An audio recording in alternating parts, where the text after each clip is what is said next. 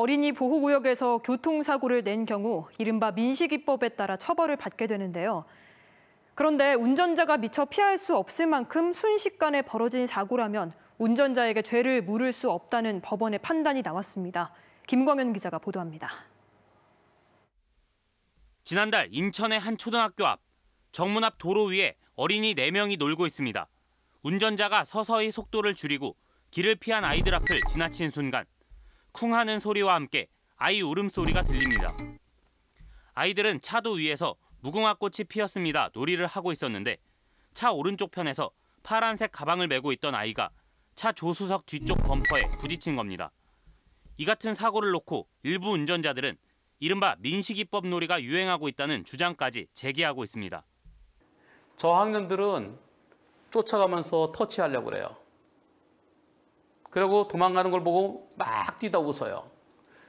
그런데 순간적으로 짧은 시간에 벌어진 사고라면 운전자에게 죄를 물을 수 없다는 법원의 판단이 나왔습니다. 대전지법은 대전 유성구의 한 어린이 보호구역을 서행하다 차로로 뛰어나온 아이를 치어 이른바 민식이법 위반 혐의로 기소된 60대 A씨에게 무죄를 선고했습니다.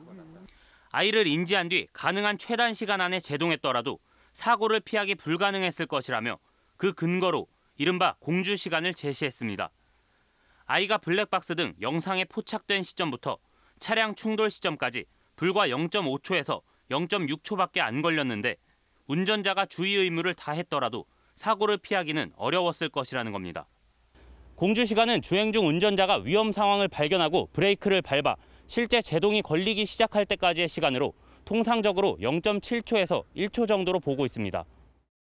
운전자가 인지하고 판단하고 조작까지 걸리는 데는 시간이 항상 필요합니다.